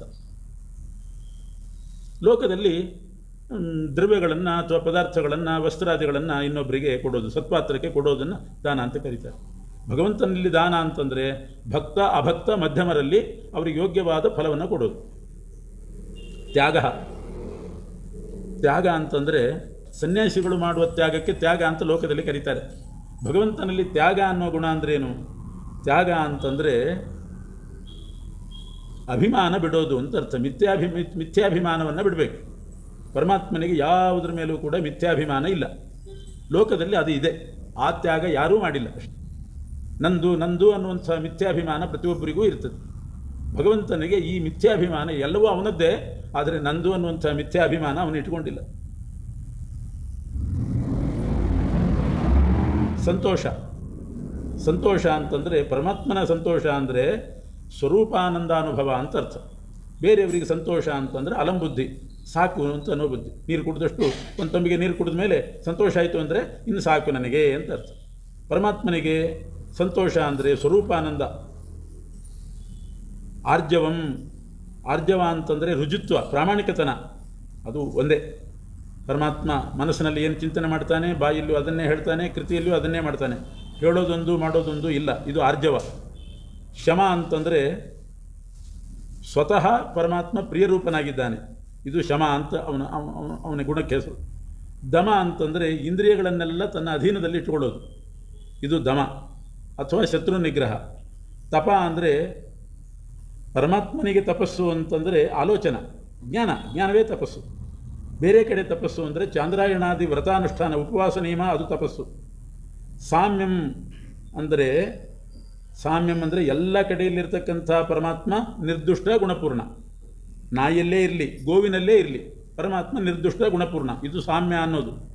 ಲೋಕದಲ್ಲಿ ಸಾಮ್ಯ ಅಂತಂದರೆ ಒಂದೇ ರೀತಿ ಉಪಚಾರ ಮಾಡೋದು, ಎಲ್ಲರನ್ನೂ ಒಂದೇ ರೀತಿ ನೋಡಿಕೊಳ್ಳೋದು, ಇದು ಲೋಕದಲ್ಲಿ. ಭಗವಂತನಲ್ಲಿ ಸಾಮ್ಯ ಅಂದರೆ ಎಲ್ಲ ಪದಾರ್ಥಗಳಲ್ಲಿಯೂ ಕೂಡ, ಪಾಮರರಾಗಿರ್ಬೋದು, ಪಂಡಿತರಾಗಿರ್ಬೋದು, ಅಥವಾ ನಾಯಿ ಗೋವು, ಎಲ್ಲದರಲ್ಲಿಯೂ ಕೂಡ ಭಗವಂತ ನಿರ್ದುಷ್ಟ ಗುಣಪೂರ್ಣ. ಇದು ತಿತಿಕ್ಷಾ ಅಂತಂದರೆ ಮಹಾಪರಾಧವನ್ನು ಸಹನೆ ಮಾಡೋದು, ಭಗವಂತನ ಗುಣ. ನಮ್ಮಲ್ಲಿ ತಿತಿಕ್ಷಾ ಅಂದರೆ ದ್ವಂದ್ವ ತಿತಿಕ್ಷಾ, ಸುಖ ಬರಲಿ ದುಃಖ ಬರಲಿ ತಡ್ಕೊಂಡಿರೋದು. ಸುಖ ಬಂದಾಗ ಒಬ್ಬದು, ದುಃಖ ಬಂದ ಕೂಡಲೇ ಆತ್ಮಹತ್ಯೆ ಮಾಡ್ಕೊಳ್ಳೋದು, ಅದಲ್ಲ. ಬಂದದ್ದೆಲ್ಲ ಬರಲಿ, ಗೋವಿಂದನ ದಯವೊಂದಿರಲಿ ಅಂತ ಎಲ್ಲವನ್ನೂ ಸ್ವಾಗತ ಮಾಡುವುದು ತಿತಿಕ್ಷಾ ಮನುಷ್ಯರಲ್ಲಿ. ಭಗವಂತನ ತಿತಿಕ್ಷಾ ಅಂದರೆ ಇಂಥದ್ದಲ್ಲ. ಸುಖವಾಗಲಿ ಬಹು ದುಃಖವಾಗಲಿ ಅಂತ ಅದು ಪರಮಾತ್ಮನ ತಿತಿಕ್ಷಾ ಅಲ್ಲ, ಅವನಿಗೆ ದುಃಖ ಇಲ್ಲವೇ ಇಲ್ಲ. ಮತ್ತು ತಿತಿಕ್ಷಾ ಅಂದರೆ ಏನು? ಭಕ್ತರು ಮಾಡಿದ ಮಹಾಪರಾಧಗಳನ್ನು ಸಹನೆ ಮಾಡ್ತಾನೆ, ಅದು ತಿತಿಕ್ಷಾ. ನಮ್ಮ ತಿತಿಕ್ಷಾ ಅಂದರೆ ದುಃಖ ಬಂದರೆ ಸಹನೆ ಮಾಡ್ಕೋತೀವಿ. ಭಗವಂತನ ತಿತಿಕ್ಷಾ ಅಂದರೆ ಭಕ್ತರು ಮಾಡಿದ ಮಹಾಪರಾಧ ಸಹನೆ. ಅದು ಉದಾಹರಣೆಗೆ ಭೃಗು ಋಷಿಗಳು ಪರಮಾತ್ಮನ ಎದೆಗೆ ಒದ್ದರೂ ಕೂಡ ಇದಕ್ಕಿಂತ ಮಹಾಪರಾಧ ಉಂಟಾ? ಏನೋ ಮಗು ಒದಿತಿರ್ತದೆ, ಬೇಕಾರೆ ಅಮ್ಮನಿಗೆ ಒದಿತದೆ, ಅಪ್ಪನಿಗೂ ಒದಿತದೆ ಮಗು. ಭೃಗು ಋಷಿಗಳಂಥವ್ರು ಬಂದು ಪರಮಾತ್ಮನ ಎದೆಗೆ ವಕ್ಷಸ್ಥಳಕ್ಕೆ ಒದ್ರಲ್ಲ, ಇದು ಮಹಾಪರಾಧ. ಇದನ್ನು ಸಹನೆ ಮಾಡಿದ ಪರಮಾತ್ಮ, ಇದು ತಿತಿಕ್ಷಾ. ಉಪರತಿ, ಉಪರತಿ ಅಂತಂದರೆ ಕಾಮ್ಯಕರ್ಮಗಳನ್ನು ಬಿಡೋದು ಅಂತ ಅರ್ಥ. ಮನುಷ್ಯರು ಉಪರತರಾದರು ಅಂತಂದರೆ ಒಂದರ್ಥ ಉಪರತಿ ಅಂದರೆ ಪ್ರಾಣ ಹೋಗೋದು ಅಂತ ಅರ್ಥ. ಅದಂತೂ ಭಗವಂತನಿಗೆ ಇಲ್ಲವೇ ಇಲ್ಲ. ಆದರೆ ಗುಣಗಳ ಪಟ್ಟಿಯಲ್ಲಿ ಅದನ್ನು ಕೊಟ್ಟಿದ್ದಾರೆ, ಉಪರತಿ ಅಂತ. ಪ್ರಾಣ ಹೋಗೋದು ಅನ್ನೋ ಉಪರತಿ ಭಗವಂತನಿಗಿಲ್ಲ. ಇನ್ನೊಂದು ಅರ್ಥ ಇದೆ ಉಪರತಿ ಅಂತಂದರೆ ಕಾಮ್ಯಕರ್ಮಗಳನ್ನು ಬಿಡೋದು, ಅದು ಪರಮಾತ್ಮನಿಗೆ ಸರಿಯಲ್ಲ. ಅವನಿಗೆ ಕಾಮ್ಯಕರ್ಮ ನಿಷ್ಕಾಮ್ಯಕರ್ಮ ಈ ವಿಭಾಗನೇ ಇಲ್ಲ. ಹಾಗಾದರೆ ಉಪರತಿ ಅಂದರೆ ಏನು? ಉ ಅಂದರೆ ರುದ್ರದೇವರು. ಪ ಅಂತಂದರೆ ರುದ್ರದೇವರ ಪತಿ ಸ್ವಾಮಿ, ಯಾರು? ಮುಖ್ಯ ಪ್ರಾಣದೇವರು. ಅವರಲ್ಲಿ ರತಿಹಿ ಅಂತಂದರೆ ಪರಮಪ್ರೀತಿ ಅಂತ ಅರ್ಥ. ಭಗವಂತನಿಗೆ ಉಪರತಿ ಎನ್ನೋ ಗುಣ ಅಂದರೆ ಮುಖ್ಯ ಪ್ರಾಣದೇವರಲ್ಲಿ ಪರಮಪ್ರೀತಿ. ಯಾಕೆ? ಮುಖ್ಯ ಪ್ರಾಣದೇವರೇ ಹರಿಸರ್ವೋತ್ತಮತ್ವವನ್ನು ಗುಣಪೂರ್ಣತ್ವವನ್ನು ಜಗತ್ತಿಗೆ ಸಾರಿದವರು ಎಂಥ ಅರ್ಥ ಬರೀತಾರೆ. ಇಲ್ಲದೆ ಇದ್ದರೆ ಉಪರತಿ ಅಂದರೆ ಸಾಯೋದು ಅಂತಲೇ ಅರ್ಥ. ಸರಿಯಾದ ಅರ್ಥ, ಮೊದಲನೇ ಅರ್ಥ ಎಲ್ರಿಗೂ ಸಂಸ್ಕೃತದಲ್ಲಿರೋದು ಸಾಯೋದು ಅಂತ. ಇನ್ನು ಕಾಮ್ಯಕರ್ಮಗಳನ್ನ ಬಿಡೋದು ಅಂತ ಸ್ವಲ್ಪ ಕಷ್ಟಪಟ್ಟು ಇಟ್ಕೋಬೋದು. ಇದಂತೂ ಬಹಳ ವಿಚಿತ್ರ. ಉ ಅಂದರೆ ಸಂಸ್ಕೃತದಲ್ಲಿ ಏಕಾಕ್ಷರ, ಒಂದೊಂದು ಅಕ್ಷರಕ್ಕೆ ಅನೇಕ ಅರ್ಥ ಇದೆ. ಈ ಅಂದರೆ ಮನ್ಮಥ, ಅ ಅಂದರೆ ವಿಷ್ಣು, ಆ ಅಂದರೆ ವ್ಯಾಸರು, ಈ ಅಂದರೆ ಮನ್ಮಥ, ಆಮೇಲೆ ಉ ಅಂತಂದರೆ ರುದ್ರ, ಉ ಅಂದರೆ ರುದ್ರ, ಉಪ ರುದ್ರನಿಗೂ ಅಧಿಕರು, ಪತಿ ಯಾರು? ಮುಖ್ಯ ಪ್ರಾಣ, ಅವನಲ್ಲಿ ರತಿ. ಆದ್ದರಿಂದ ಎಲ್ಲೆಲ್ಲಿ ಪ್ರಾಣದೇವರು ಇರ್ತಾರೋ ಅಲ್ಲಿ ಪರಮಾತ್ಮ ಇರ್ತಾನೆ, ಅಷ್ಟು ಪ್ರೀತಿ. ಅದರಿಂದ ವಾಯು ಜೀವೋತ್ತಮ ಅಂತ ಹೇಳಿದ ಹಾಗೆಲ್ಲ ಭಗವಂತನಿಗೆ ಪ್ರೀತಿ ಆಗ್ತಾ ಹೋಗ್ತದಂತೆ. ಹರಿಸರ್ವೋತ್ತಮ ಅಂತಂದರೆ ವಾಯುದೇವರು ಪ್ರೀತರಾಗ್ತಾರಂತೆ. ಅದಕ್ಕೆ ನನ್ನ ಕೂಸನ್ನು ಜೀವೋತ್ತಮ ಅಂತ ಇವರು ತಿಳ್ಕೊಂಡಿದ್ದಾರಲ್ಲ ಅಂತ ಪರಮ ಪ್ರೀತಿ. ಅದರಿಂದಲೇ ವಾಯುದೇವರನ್ನು ತೊಡೆ ಮೇಲೆ ಕೂಡಿಸ್ಕೊಂಡಿರ್ತಾನೆ. ಕೂಸಲ್ಲ, ಭಗವಂತನಿಗೆ ಕೂಸೆ. ಕೂಸಿನ ಕಂಡೀರ ಗುರು ಮುಖ್ಯ ಪ್ರಾಣನ ಕಂಡೀರ ಅಂದರು. ಅಷ್ಟು ಪ್ರೀತಿ. ಅದಕ್ಕೆ ಉಪರತಿ ಅಂತಂದರೆ ತತ್ವ ಹೇಳಿದಂಥವ್ರ ಮೇಲೆ, ತತ್ವಜ್ಞಾನಿಗಳ ಮೇಲೆ ಪ್ರೀತಿ ಇರೋದು. ಜ್ಞಾನಿ ಪ್ರಿಯತಮೋತೋಮೆ ಅದು. ಇನ್ನು ಶ್ರುತ ಅಂತಂದರೆ ಶ್ರವಣ ಮಾಡೋದು, ಅದು ಒಂದು ಗುಣನೇ. ಭಗವಂತ ಶ್ರವಣ ಮಾಡೋದು ಅಂದರೆ ಏನು? ಅವನ ತತ್ವವನ್ನು ಉಳಿದವರು ಶ್ರವಣ ಮಾಡಬೇಕು. ಅವನಿಗೆ ಶ್ರವಣ ಅನ್ನೋದೊಂದು ಗುಣನ. ಬೇರೆಯವರಿಗಾದರೆ ನಿತ್ಯ ಕಥಾಶ್ರವಣ ಮಾಡ್ತಾರೆ, ಅದೊಂದು ಗುಣ. ಭಗವಂತನಿಗೆ ಏನು ಅಂತಂದರೆ ಶ್ರುತ ಅಂತಂದರೆ ವೇದ ಪ್ರತಿಪಾದ್ಯತ್ವ ಅಂತ ಅರ್ಥ. ಶ್ರುತಿ ಪ್ರತಿಪಾದ್ಯತ್ವಂ, ಶ್ರುತಿಯಿಂದ ಪ್ರತಿಪಾದ್ಯನಾಗಿದ್ದಾನೆ ಪರಮಾತ್ಮ, ಅದು ಅವನ ಗುಣ. ಜ್ಞಾನ ಅಂತಂದರೆ ಸರ್ವಜ್ಞತ್ವ. ವಿರಕ್ತಿ ಅಂತ ಪರಮಾತ್ಮನಿಗೂ ವೈರಾಗ್ಯ ಅಂತೆ. ಭಗವಂತನಿಗೆ ವೈರಾಗ್ಯ ಅಂದರೆ ಏನು?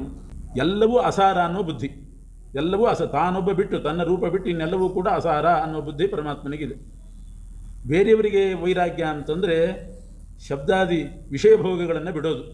ಐಶ್ವರ್ಯ ಅಂದರೆ ಜಗತ್ತನ್ನು ಆಳುವ ಸಾಮರ್ಥ್ಯ, ಅದು ಪರಮಾತ್ಮನದ್ದೇ. ಶೌರ್ಯ ಅಂದರೆ ಯುದ್ಧದಿಂದ ಪಲಾಯನ ಮಾಡದೇ ಇರೋದು, ಎಂದೂ ಅದು ಪರಮಾತ್ಮನಲ್ಲಿ ಪಲಾಯನ ಮಾಡೋದು ಇಲ್ಲವೇ ಇಲ್ಲ. ತೇಜಸ್ಸು ಅಂತಂದರೆ ಇನ್ನೊಬ್ಬರು ದರ್ಶನ ಮಾಡದೇ ಇರುವಂಥದ್ದು. ಅಗ್ನಿ ಮೇಲೆ ಯಾರಾದರೂ ಕೈ ಇಡ್ತಾರ? ಯಾಕೆ? ದರ್ಶನ ಮಾಡೋದಿಲ್ಲ, ಇದು ತೇಜಸ್ಸು ಅಂತ ಅದಕ್ಕೆ ಹೆಸರು. ಧೃತಿ ಅಂದರೆ ಎಲ್ಲವನ್ನೂ ಧಾರಣೆ ಮಾಡೋದು.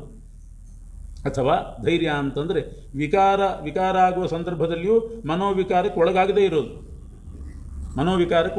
ಇರೋದು ಧೈರ್ಯ. 16,108 ಮದುವೆ ಮಾಡಿಕೊಂಡ್ರೂ ಕೂಡ ಅವನಿಗೆ ಮನೋವಿಕಾರ ಅನ್ನೋದಿಲ್ಲ. ಲಕ್ಷ್ಮೀದೇವಿ ಪತ್ನಿಯಾಗಿದ್ದರೂ ಕೂಡ ಲಕ್ಷ್ಮೀದೇವಿಯನ್ನು ಕಡೆಗಾಣಿಸಿ ತನ್ನ ನಾಭಿಯ ಕಮಲದಲ್ಲಿ ಬ್ರಹ್ಮದೇವರನ್ನು ಹುಟ್ಟಿಸಿದವನು ಪರಮಾತ್ಮ. ಅವನಿಗೆ ಮನಸ್ಸಿನ ಕ್ಷೋಭೆ ಅನ್ನೋದು ಇಲ್ಲವೇ ಇಲ್ಲ. ರುದ್ರಾದಿಗಳು ಎಡವಿದ್ದಾರೆ. ಪರಮಾತ್ಮನ ಮೋಹಿನಿ ರೂಪ ನೋಡಿ ರುದ್ರದೇವರಿಗೆ ಎಷ್ಟು ಮನೋವಿಕಾರ ಆಯಿತು. ಆದರೆ ಭಗವಂತನಿಗೆ ಅದಿಲ್ಲ. ಅದು ಧೈರ್ಯ ಅಂದರೆ. ಸ್ಮೃತಿ ಅಂದರೆ ನೆನಪು ಮಾಡ್ಕೊಳ್ಳೋದು. ಭಗವಂತನಿಗೆ ಏನು ನೆನಪು ಮಾಡ್ಕೊಳ್ಳೋದು? ಮರ್ತೋದ್ರಲ್ಲ, ನೆನಪು ಮಾಡ್ಕೋಬೇಕು. ಭಗವಂತನಿಗೆ ಸ್ಮೃತಿ ಅಂತಂದರೆ ಹಿಂದೆ ಎಷ್ಟು ಅನಂತ ಬ್ರಹ್ಮಾಂಡಗಳಾಗಿದೆ, ಅದರಲ್ಲಿ ಎಷ್ಟು ಜೀವರು ಬಂದಿದ್ದಾರೆ, ಅವರದ್ದೆಲ್ಲ ಜ್ಞಾನ ಸದಾ ಇರ್ತದೆ. ನಮ್ಮನ್ನು ಮರಿತಾನ ಪರಮಾತ್ಮ?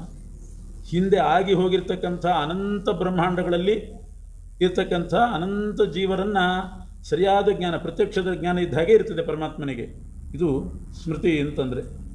ಸ್ವಾತಂತ್ರ್ಯ ಅಂದರೆ ಇನ್ನೊಬ್ಬರಿಗೆ ಅಧೀನ ಆಗದೇ ಇರೋದು, ಅಥವಾ ಏಕಾಕಿತ್ವ. ಅದು ಕೌಶಲ ಅಂತಂದರೆ ಪ್ರತಿಯೊಂದು ಎಲ್ಲ ಕೆಲಸದಲ್ಲಿಯೂ ಕೂಡ ವೈಚಿತ್ರ್ಯವನ್ನು ಉಂಟು ಮಾಡ್ತಕ್ಕಂಥ ಶಕ್ತಿ. ಒಂದು ಮರದ ಎಲೆ, ಎಷ್ಟು ಎಲೆ ಇರ್ಬೋದು, ಒಂದು ಮರದಲ್ಲಿ ಎಷ್ಟು ಎಲೆಗಳಿದೆಯೋ ಒಂದೊಂದು ಎಲೆಯೂ ಕೂಡ ಭಿನ್ನ. ಒಂದೊಂದು ಎಲೆಯೂ ವಿಚಿತ್ರ ಅಂತೆ. ನಮಗೊಂದೇ ಥರ ಕಾಣಿಸ್ತದೆ. ಎಲ್ಲ ಎಲೆ ಒಂದೇ ರೀತಿ ಇದೆ. ಮಾವಿನ ಮರ ನೋಡಿದರೆ ಎಲ್ಲ ಎಲೆ ಒಂದೇ ರೀತಿ ಇದೆ ಅಂತ ಕಾಣಿಸ್ಬಿಡ್ಬೋದು. ಬೇವಿನ ಮರ ನೋಡಿದರೆ ಎಲ್ಲ ಎಲೆ ಒಂದೇ ರೀತಿ, ಆದರೆ ಒಂದೊಂದು ಎಲೆ ಒಂದೊಂದು ವಿಚಿತ್ರವಾಗಿ ಇರ್ತದಂತೆ. ಹೆಬ್ಬೆಟ್ಟು, ಮನುಷ್ಯರ ಹೆಬ್ಬೆಟ್ಟು ನೋಡಿದರೆ ಹೆಬ್ಬೆಟ್ಟು ಒತ್ತಿಸ್ತಾರಲ್ಲ, ಯಾಕೆ? ಅಷ್ಟು ವೈಚಿತ್ರ್ಯ ಇದೆ ಅಂತ. ಇದನ್ನೇ ಕೌಶಲ ಅಂತ ಕರೆಯೋದು. ದೂರ ಒಂದು ಕುರಿಗಳು ಹಿಂಡು ಹೋಗ್ತಾ ಇದ್ರೆ ಎಲ್ಲ ಕುರಿ ಒಂದೇ ಥರ ಇದ್ದಾಗ ಕಾಣಿಸ್ತದೆ ನಮಗೆ. ಆದರೆ ವೈಚಿತ್ರ್ಯ ಇರ್ತದೆ, ಒಂದೊಂದು ಕುರಿಗೆ ವೈಚಿತ್ರ್ಯ ಇರ್ತದೆ. ಅವುಗಳಿಗೆ ಗೊತ್ತಿರ್ತದೆ ಪರಸ್ಪರ. ನಮಗೆ ಒಂದೇ ಥರ. ಆ ಕುರಿಗಳು ಅಂದ್ಕೋತಾವೆ ಎಲ್ಲ ಮನುಷ್ಯರು ಒಂದೇ ಥರ ಇದ್ದಾರಲ್ಲ ಇವರು ಅಂತ. ಅವುಗಳಿಗೆ ಅನಿಸ್ತದೆ ನಾವು ಒಂದೇ ಥರ ಇಲ್ಲ, ಬೇರೆ ಇದೆ. ನಮಗೆ ಗೊತ್ತಾಗ್ತದೆ ಎಷ್ಟು ವೈಚಿತ್ರ್ಯ ಇದೆ. ಒಬ್ಬರ ಧ್ವನಿ ಇದ್ದಾಗೆ ಇನ್ನೊಬ್ಬರ ಧ್ವನಿ ಇಲ್ಲ, ಒಬ್ಬರ ನಡಿಗೆ ಇದ್ದಾಗೆ ಇನ್ನೊಬ್ಬರ ನಡಿಗೆ ಇಲ್ಲ, ಒಬ್ಬರ ಧ್ವನಿ ಕೇಳಿದ ಕೂಡಲೇ ಗೊತ್ತಾಗ್ತದೆ ಇವ್ರು ಯಾರು ಅಂತ. ಎಷ್ಟು ಧ್ವನಿಗಳಲ್ಲಿ ವ್ಯತ್ಯಾಸ, ಎಷ್ಟು ನಡಿಗೆಯಲ್ಲಿ ವ್ಯತ್ಯಾಸ, ಮುಖದಲ್ಲಿ ವ್ಯತ್ಯಾಸ, ಹೆಬ್ಬೆರಳಿನಲ್ಲಿ ವ್ಯತ್ಯಾಸ. ಪ್ರಾಣಿಗಳಿಗೆ ಗೊತ್ತಾಗೋದಿಲ್ಲ. ಹಾಗೆ ಪ್ರಾಣಿಗಳಲ್ಲಿ ಅಷ್ಟು ವ್ಯತ್ಯಾಸ ಇದೆ. ಮರದ ಎಲೆಗಳಲ್ಲಿ ವೈಚಿತ್ರ್ಯ ಇದೆ. ಈ ವೈಚಿತ್ರ್ಯವನ್ನು ವೈಚಿತ್ರ್ಯಕರಣ ಬುದ್ಧಿ, ಇದು ಕೌಶಲ ಪರಮಾತ್ಮಂದು. ಕಾಂತಿ ಅಂತಂದರೆ ದೇಹದಲ್ಲಿರುವ ಪ್ರಕಾಶ, ಸೌಭಾಗ. ಕ್ಷಮ ಅಂದರೆ ಕೋಪವೇ ಬರದೇ ಇರೋದು, ಸಹನ ಶಕ್ತಿ, ವಿನಯ. ಓಜಸ್ಸು ಅಂದರೆ ಇನ್ನೊಬ್ಬರನ್ನು ಸೋಲಿಸುವ ಶಕ್ತಿ. ಬಲ ಅಂದರೆ ತನ್ನ ಇಚ್ಛೆ ಬಂದಂತೆ ಮಾಡ್ತಕ್ಕಂಥ ಶಕ್ತಿ. ಗಾಂಭೀರ್ಯ, ಇನ್ನೊಬ್ಬರಿಗೆ ನಮ್ಮದೇನು ವಿಚಾರ ಅಂತ ಗೊತ್ತೇ ಆಗದೇ ಇರುವಂತೆ ಇರಬೇಕು, ಅದಕ್ಕೆ ಗಾಂಭೀರ್ಯ. ಸಮುದ್ರದಲ್ಲಿದ್ದ ಹಾಗೆ. ಸ್ಥೈರ್ಯ, ಎಂದೂ ನಡಗಿದವನಲ್ಲ. ಆಸ್ತಿಕ್ಯ ಅಂತಂದರೆ ವೇದದಲ್ಲಿರೋದೆಲ್ಲ ಸರಿ ಅಂತನ್ನುವಂಥ ಬುದ್ಧಿ ಅವನಿಗಿದೆ, ಯಾಕೆ ಅನಂತ ವೇದ ಅವನಿಗೆ ಗೊತ್ತು. ಇನ್ನೊಬ್ಬರಿಗೆ ಸನ್ಮಾನ ಮಾಡ್ತಾನೆ. ಅನಹಂಕೃತಿ ಅಂದರೆ ದೇಹದಲ್ಲಿ ಅಹಂ ಅನ್ನುವಂಥ ಬುದ್ಧಿ, ಅದು ಅಹಂಕಾರ, ಅದು ಅವನಿಗಿಲ್ಲ. ಏತೇ ಚಾನ್ಯೇ ಚ ಭಗವನ್ ನಿತ್ಯಾಯತ್ರ ಮಹಾಗುಣಾಃ. ಇಂಥ ಮತ್ತು ಇದರಂತಹ ಅನೇಕವಾದ ನಿತ್ಯ ಮಹಾಗುಣಗಳು ಯಾರಲ್ಲಿ ಇದೆಯೋ ತೇನಾಹಂ ಗುಣಪಾತ್ರೇಣ ಶ್ರೀನಿವಾಸೇನ ಸಾಂಪ್ರತಂ. ಅಂಥ ಗುಣಪೂರ್ಣನಾದ ಶ್ರೀನಿವಾಸ ಭಗವಂತ ಬಿಟ್ಟು ಹೋಗಿದ್ದಾನೆ, ಕಲಿ ಬಂದಿದ್ದಾನೆ, ಅದಕ್ಕೆ ನಾನು ಅಳ್ತಾ ಇದ್ದೀನಿ ಅಂತ ಆ ಧರಾದೇವಿ ಹೇಳುವ ಭಾಗವನ್ನು ನೋಡಿದರೆ ಭಗವಂತನ ಗುಣಪೂರ್ಣತ್ವ ಹೇಗಿದೆ ಅಂತ ಗೊತ್ತಾಗ್ತದೆ. ಇದನ್ನೇ ಯುಕ್ತಿಮಲ್ಲಿಕಾದಲ್ಲಿ ವಾದಿರಾಜ ಸ್ವಾಮಿಗಳು ಪ್ರಥಮ ಸ್ಕಂಧದ ಸಾರ ಇದು, ಗುಣಪೂರ್ಣತ್ವ ಇಷ್ಟು ಸ್ಫುಟವಾಗಿ ಬಂದಿದೆ ಅಂತ ನಿರೂಪಣೆ ಮಾಡಿದ್ದಾರೆ. ದ್ವಿತೀಯ ಸ್ಕಂಧದಲ್ಲಿ ಬಿಂಬರೂಪಿ ಪರಮಾತ್ಮನ ಸ್ತೋತ್ರ, ಶುಕಾಚಾರ ಮಾಡ್ತಕ್ಕಂಥ ಬಿಂಬಸ್ತೋತ್ರ, ಅದರಲ್ಲಿ ಅನೇಕ ಮಾಧ್ವ ತತ್ವಗಳು ಅಡಕವಾಗಿದೆ. ಅದನ್ನು ವಾದಿರಾಜ ಸ್ವಾಮಿಗಳು ಭಾಗವತಕ್ಕೆ ಒಂದು ಟಿಪ್ಪಣಿ ಅಂತ ಪ್ರತ್ಯೇಕ ಬರೆದಿಲ್ಲ. ತಮ್ಮ ಬೇರೆ ಬೇರೆ ಗ್ರಂಥಗಳಲ್ಲಿ ಭಾಗವತ ಶ್ಲೋಕ ತಗೊಂಡು ದ್ವೈತ ಸಿದ್ಧಾಂತ ಸಮರ್ಥನೆ ಮಾಡ್ತಾ ಇದ್ದಾರೆ. ಅದರಲ್ಲಿ ಈ ಶುಕಾಚಾರ ಮಾಡಿದ ಬಿಂಬರೂಪಿ ಪರಮಾತ್ಮನ ಸ್ತೋತ್ರದನ್ನು ಅನೇಕ ಶ್ಲೋಕಗಳನ್ನು ತಗೊಂಡು ಮಧ್ವಾಚಾರ್ಯ ಹೇಳಿದ ಸಿದ್ಧಾಂತ ವ್ಯಾಸರ ಭಾಗವತ ಹೇಗೆ ಸಮನ್ವಯ ಆಗ್ತದೆ ಅಂತ ತೋರಿಸಿದ್ದಾರೆ.